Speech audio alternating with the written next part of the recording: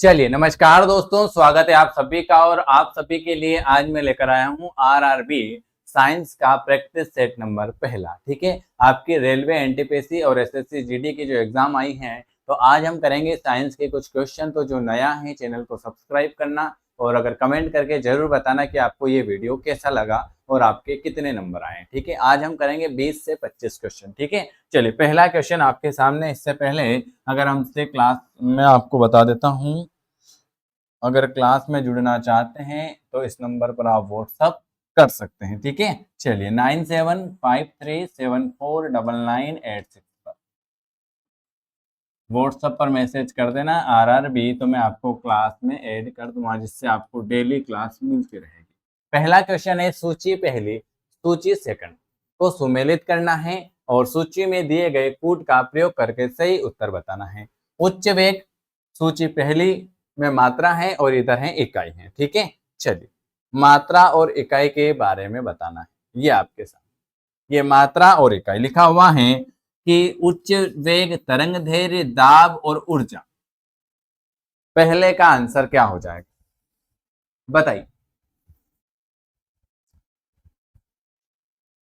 तो उच्च वेग जो होता है मैक, इसकी इकाई है। तरंग दैर्घ्य एंगस्ट्रॉन, ये भी इसकी इकाई है। दाब पास्कल, ये भी इसकी इकाई है। ऊर्जा जूल, ये भी इसकी इकाई है। तो 1 2 3 4 1 2 3 4 1 2 3 4 ऑप्शन आपका सी वाला आ जाएगा, पहले नंबर का कि 1 2 3 4, ये वाला ऑप्शन हमारा सही है।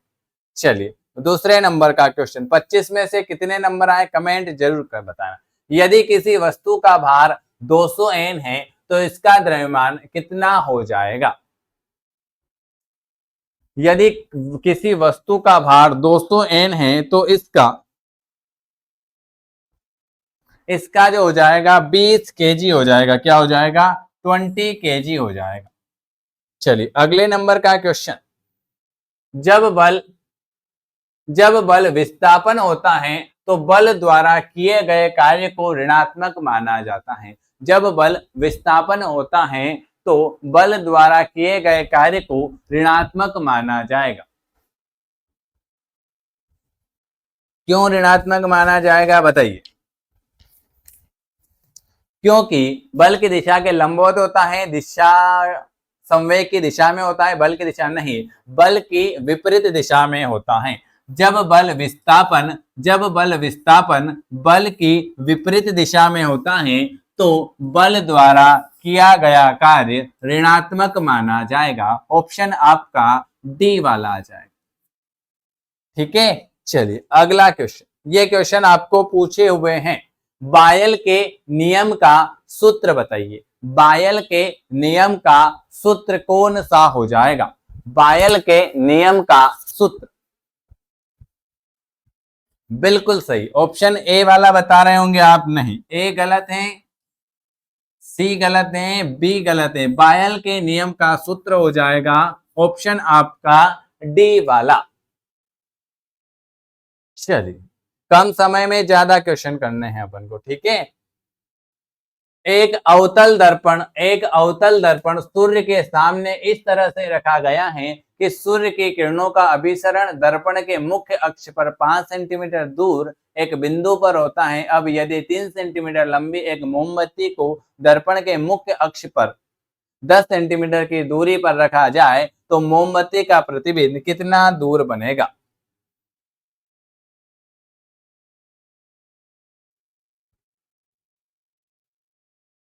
ये देख लो, लिखा हुआ है आरआरबी साइंस प्रैक्टिस सेट 1, 5वें नंबर का बताइए। बिल्कुल सी वाला आ जाएगा क्या? बिल्कुल आपका सी आ जाएगा, 10 सेंटीमीटर। मुक्त रूप से लटकी हुई मुक्त रूप से लटकी हुई चुंबकीय सुई का अक्ष भौगोलिक अक्ष के साथ कितने डिग्री का कोण बनाता है? मुक्त रूप से लटकी हुई सुई का अक्ष भौगोलिक अक्ष के साथ कितने डिग्री का कोण बनाएगा? तो 18 डिग्री का कोण बनाएगा। कितने डिग्री का? 18 डिग्री का।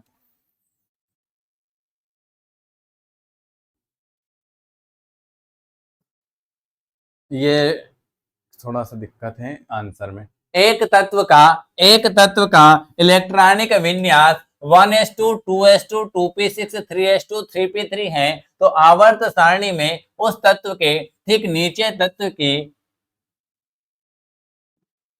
संख्या कितनी हो जाएगी?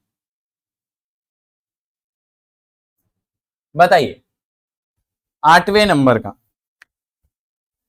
तो एक तत्व का इलेक्ट्रॉनिक विन्यास 1s2 2s2 2p6 3s2 3p3 है, तो उस तत्व के ठीक नीचे तत्व की संख्या जो हो जाएगी, परमाणु संख्या 33 हो जाएगी, 33।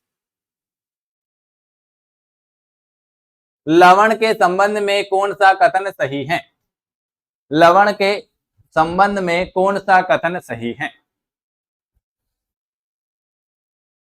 बताइए। 9 नंबर का क्वेश्चन।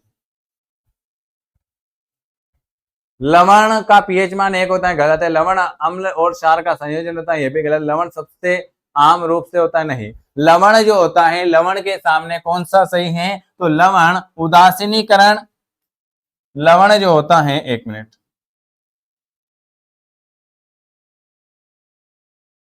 लवण उदासीनीकरण अभिक्रिया द्वारा अम्ल और क्षार संयोजन से बनता है। ये लवण के बारे में सही हो जाएगा, डी वाला। चलिए अगला क्वेश्चन। आधुनिक आवर्त सारणी में निम्न समूह में से किस को नोबल गैसों में रखा गया है? कितने गैसों को नोबल गैसों में रखा गया है? आधुनिक आवर्त सारणी में, आधुनिक आवर्त सारणी में कितने? आधुनिक आवर्त सारणी में 18 गैसों को नोबल गैसों में रखा गया है। कितनी गैसों को? 18 गैसों को। रासायनिक परिवर्तन के लिए असत्य कथन कौन सा हो जाएगा? रासायनिक परिवर्तन के लिए असत्य कथन कौन सा हो जाएगा? रासायनिक परिवर्तन के लिए गलत कथन जो हो जाएगा, वो हो जाएगा कि यह उत्क्रमणी परिवर्तन है, नहीं। इसके साथ ऊर्जा में भी परिवर्तन होता है, बिल्कुल सही है। पदार्थ का आंतरिक संगठन परिवर्तन होता है, ये भी सही है। नए उत्पादन का निर्माण, ये भी सही है। ऑप्शन आपका ए वाला बिल्कुल गलत हो जाएगा। कौन से समूह में शामिल तत्व रंगहीन, स्वादहीन और गंधहीन गैस होती हैं? बताइए।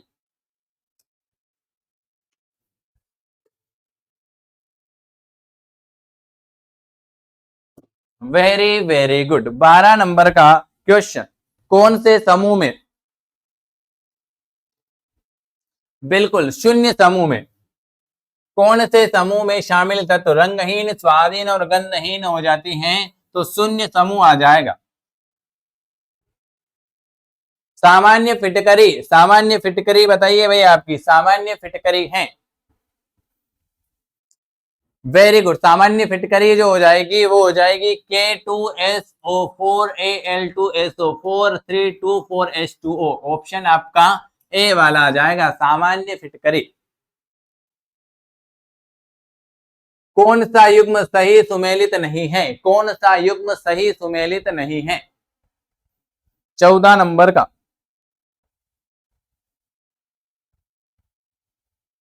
Very good. कि सर एल्यूमिनियम बॉक्साइड सही है, जिंक केलामाइन सही है, आयरन हेमेटाइट सही है, कॉपर सिनेबार ये बिल्कुल गलत हो जाएगा, बी वाला। प्रोड्यूसर गैस बताइए भाई आपकी, प्रोड्यूसर गैस कौन सी है? प्रोड्यूसर गैस 15 नंबर का। प्रोड्यूसर गैस,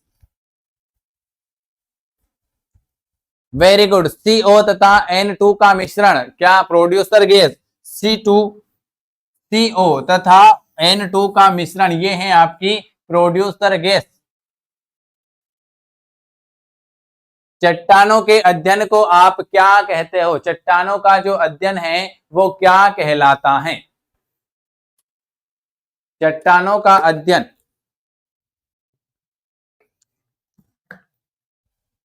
बिल्कुल सही जवाब। क्या कहलाएगा? चट्टानों का अध्ययन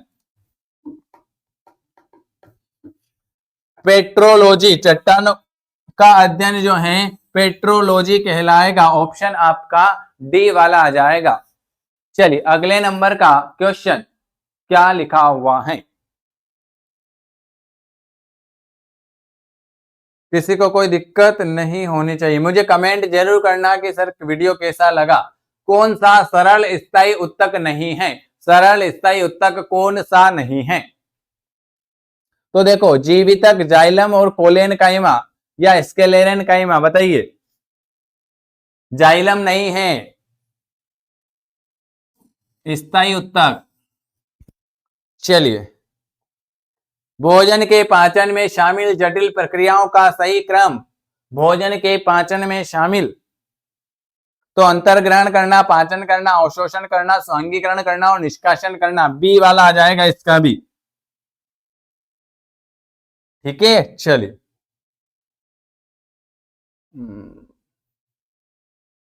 बस ये 25 क्वेश्चन हो जाएंगे आज। परागकण, परागकण कैसे होते हैं? परागकण कैसे होंगे?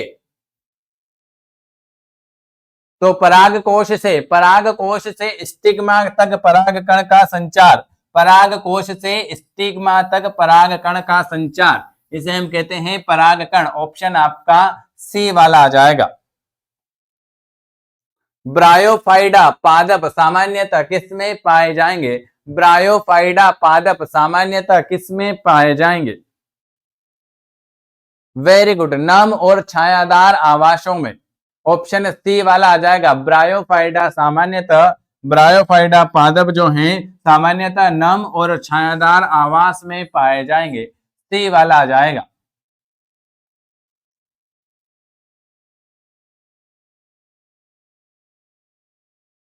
चेचक के टीके की खोज किस भाई साहब ने की थी?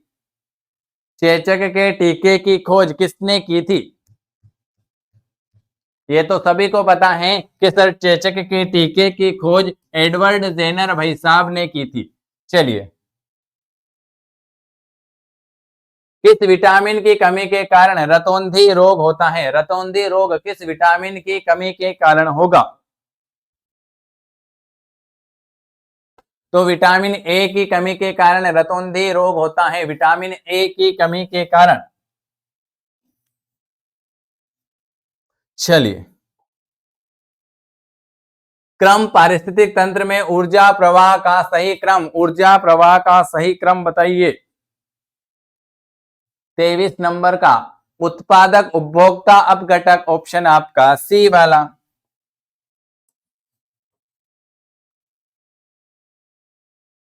कंप्यूटर में निम्नलिखित में से कौन सा कथन गलत है और लिंकस क्या है? चलिए, 24।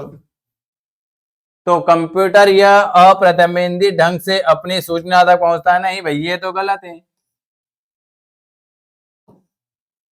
यह एक लॉजिकल मशीन है, बिल्कुल सही है। इसमें जो भी सूचना स्टोर होती है बिल्कुल सही है। इसमें ये ऑप्शन आपका डी वाला गलत है।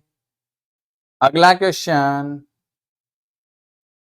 लिनक्स क्या है? देखो, मैंने कम समय में आपको ज्यादा क्वेश्चन कराए हैं। वीडियो पसंद आता है तो लाइक जरूर करना, चैनल को सब्सक्राइब करना, और हमसे जुड़ना चाहते हैं तो इस नंबर पर RRB लिख देना और आपका नाम लिख देना। ठीक है, 9753749986 पर।